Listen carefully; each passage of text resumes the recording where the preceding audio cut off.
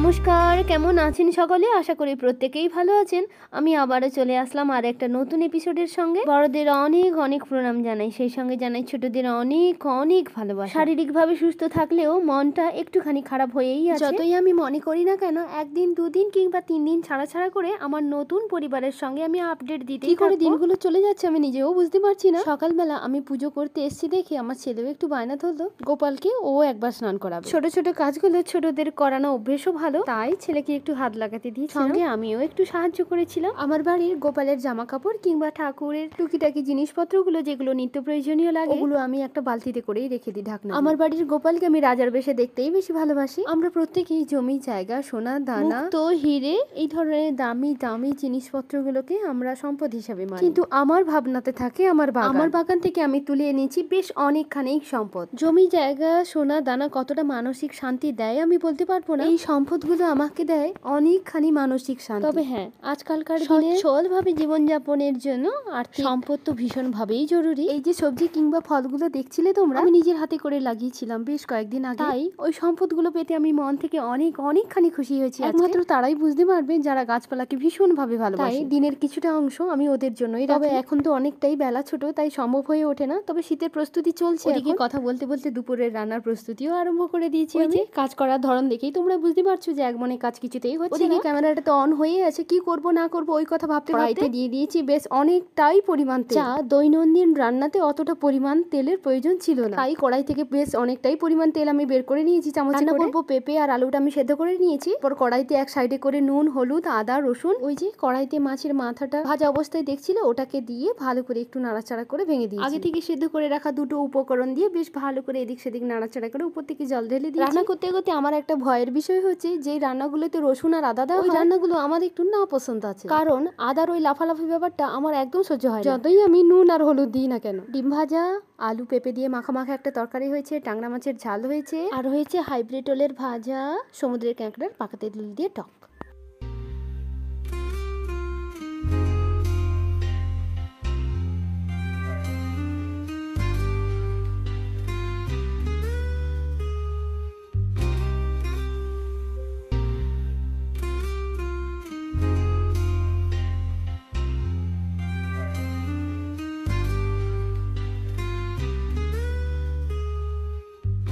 ঝাল, ঝোল, ডাল, নানান রকম তরকারি আমাদের প্রায় প্রত্যেক বাড়িতেই হয়ে থাকে, সেটা না জানার অপেক্ষা রাখে না। আজকে আমার রান্নাতে একটা দেখেছো যে হাইব্রিড ওলের ভাজা, তবে এটা সচরাচর বাড়িতে হয় কিনা আমি বলতে পারবো না, তবে আমার বাড়িতে হয়ে থাকে। তবে একবার ট্রাই করতেই পারো, প্রেমে পড়তেই হবে তোমার। আগে থেকে নুন হলুদ দিয়ে ওলটাকে সেদ্ধ করে নেবে, ব্যাস আর কিছুই না। কড়াইতে তেল দিয়ে ওলগুলো দিয়ে একটু ভাজা ভাজা হয়ে গেলে পেঁয়াজ আর লঙ্কা বাটা দিয়ে নামিয়ে নুনটা একটু ব্যালেন্স করে নিও, দেখবে খেতে দারুণ লাগে। ড্রাগন গাছের সিজনের প্রথম ফলটা আমি তোমায় দেখিয়েছিলাম, যেটা হয়েছিল আমার জুনের প্রথম সপ্তাহে। এটা দেখাচ্ছি শেষ সিজনের শেষ ফল। এই ড্রাগন গাছ থেকে আমি 6 মাসে 4 বার ফল পেয়েছি। তবে প্রথম অবস্থায় যে পরিমাণ হয়, ধাপে ধাপে স্টেপ বাই স্টেপ একটু কম পরিমাণেই হয়, কিন্তু ফলের গুণগত মানটা একই থাকে। ভীষণ রসালো একটি ফল। সবার মতো আমিও নেমে পড়েছিলাম একটু ড্রাগন মাখা। ছোট ছোট করে আমি কেটে নিয়েছিলাম, তারপরে একটু দিয়েছিলাম বিট নুন, ওই লঙ্কা পুড়ে রেখেছিলাম, কাসুন্দি, চিনি, ব্যাস আর কিছুই না। ফলটা এমনিতেও একটু মিষ্টি ছিল, চিনি দিয়ে দিতে আর একটু বেশি মিষ্টি হয়েছে। তবে লঙ্কা, নুন, চিনি, মিষ্টি আরো জুসি জুসি ব্যাপারটা হয়েছিল, বেশ ভালোই লাগছিল। তার সঙ্গে ছিল বিট নুনের গন্ধটা,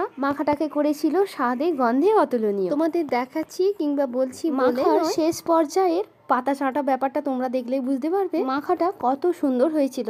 আমি খেয়েছিলাম আর একজন আমার বৌমা, পাশের বাড়ির বৌমা, মাঝে মধ্যে আমি ডেকে পাঠাই, ও চলে আসে। তবে আমি এখানে ঝালের পরিমাণটা অনেকটাই বেশি দিয়েছিলাম। আমি আর বৌমা দুজনেই প্রচুর পরিমাণে ঝাল খাই, তবে আমার ছেলের জন্য, আমার পরিবারের জন্য আলাদা করে তুলে রেখেছি। ওরা অতটা বেশি ঝাল খায় না। মুঠোর মধ্যে ফোনটা পেয়ে যেতে আমরা কত খুশি, তাই না? নতুন নতুন রান্নার রেসিপি পাচ্ছি। আরো একটা নতুন রেসিপি নিয়ে আমি হাজির হয়ে গেছি, কিউকাম্বার কেমচে। নতুন নতুন স্টাইল, নতুন নতুন পদ্ধতি। শুধু সময় হয়ে ওঠে না সংসার সামলে নতুন কিছু করা, তবুও অবসর সময়টুকু পেলে আমি ঝাঁপিয়ে পড়ি। মোবাইল ধরা সেরকম কেউ নেই, বা সাহস করে আমি কাউকে বলি না। মাত্র ফোন ধরা বলতে পারো আমার মায়ের ছেলে, ওকে সাহস করে আমি বলি না, কিংবা লজ্জায়ও বলতে পারো। দেখা যাক একা একা কতটা দূর যেতে পারি। তবে হ্যাঁ, একটা স্ট্যান্ড আছে, ওই যে ওঠা বসা, এদিক ঘোরা ওদিক ঘোরা, ওটাতে আমার বেশি সমস্যা হয়ে যায়। আমার কাছে সময়টা অনেকটাই সংক্ষেপ, আমার যা হবে অল্প সময়ের ভিতরেই আমাকে ম্যানেজ করতে হবে। ওই শশার কাটার ব্যাপারটা কি তোমরা বুঝতে পারলে? ওই দুটো পেন্সিল আমি দুদিকে নিয়েছি, তারপর একটা সোজা দিক দিয়ে কেটেছি একদম সোজা ভাবে, আর একবার শশাটাকে ঘুরিয়ে একটু ক্যাচা করে কেটেছি। ওটা একবার তুমিও ট্রাই করো, ওটা একদম ইজি হয়ে যায়। হোক সরু হোক কোনো ব্যাপার নাই, বাড়িতেই তো খাবো, বিক্রিতে আর করতে যাচ্ছি না। ওই যে দেখলে যে মোবাইলের কামাল, এত সহজ পদ্ধতি আমরা কেউই জানতামই না, কিন্তু শশা কাটার পরে শশাটা দেখতে খুব সুন্দর লাগছিল। ওই যে কিউকাম্বার কিমচি, ওটা করার সময় আমি শশা, গাজর, টমেটো, পেঁয়াজ, নুন আগে থেকে আমি পুড়িয়ে রেখেছিলাম, লঙ্কা, তারপরে দিয়েছি সাদা তিল আর soya sauce. Cucumber kimchi ready answer. তবে খেতে কেমন হয়েছিল? সাধারণভাবে শশা মাখালে যেরকম খেতে লাগে ঠিক ওই রকম, অত স্টাইল ভাবে না মাখিয়ে সোজাসুজি নুন লঙ্কা দিয়ে শশা মেখে খেয়ে। তবে এখানে শুধু ভালো লাগছিল শশা কাটার পদ্ধতিটা।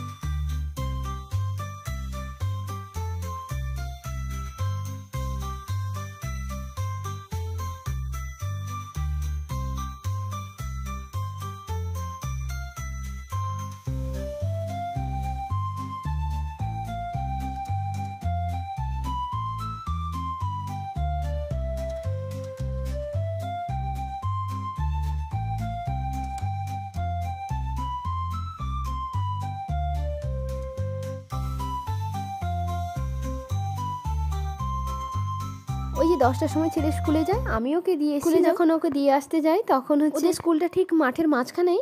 ওদের ওই মাঠগুলোতে ধান হয়েছে, আর ধান জমিতে হয়েছে প্রচুর পরিমাণে শালুক। আর বিকেলবেলা যখন ছুটি হয় তখন আমিও নিতে গেছিলাম ওকে।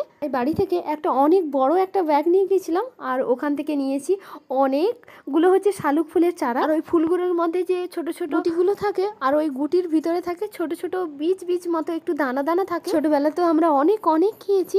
অনেক শালুক ফুল হয়েছে দেখে আমি আর লোভ সামলাতে পারলাম না, তাই ওই যে বলছি না যে বাড়ি থেকে অনেক বড় ব্যাগ নিয়ে গেছিলাম, ওগুলো নিয়ে এসে আমি পুকুর পাড়ে এগুলো চারিয়েছি। তো তোমরাও কি এই যে শালুক ফুলের ছোট ছোট গুটিগুলো খেয়েছো ছোটবেলা? কয়েকদিন আগে ওই গামলাতে করে আমি কিন্তু ওই শালুক ফুলের চারা এনে বসিয়েছিলাম। নতুন পাতা কুঁড়িও বেরোতে শুরু করে দিয়েছিল। ওই যে আমার বাড়ির বিচ্ছু নতুন কুঁড়িগুলো যে হয়েছিল ওগুলো গিয়ে তুলতে যাবে, গাছের মূলটা মাটি থেকে তুলে ও তখন কি করছে, আস্তে করে ওটা রেখে দিয়েছে। আর আমি 2-3 দিন পরে গিয়ে যখন দেখি যে গাছটা এমনিতেই ঝিমে, তারপর আমি আবার নতুন চারা নিয়ে এসে লাগিয়েছি। এটা ওই যে সন্ধ্যাবেলা আমি যে শর্টস গুলো করি, এখন খুব ট্রেন্ডিং চলছে এই গানটা। বলো তো কি রকম নাচের ধরন? আমার এই ড্রেসের শর্টস গুলো দেখলেই তোমরা বুঝতে পারবে। বলো কমেন্ট করে কি গান ছিল। ছেলে রাতে বেলা পড়তে যায়, ওর টিউশন থেকে ফিরে আসার সময় হয়ে গেছে, আমি তাড়াতাড়ি গিয়ে রান্নাটা করে নিই। রাতে করবো চাউমিন, তবে ডিম ছাড়া। ডিম দিয়ে করলে আমি কিংবা মায়ের ছেলে কেউই খাবো না, তাই খুব সিম্পল ভাবে ডিম না দিয়েই রান্না করছি। এই রান্না শেখাবো নাকি?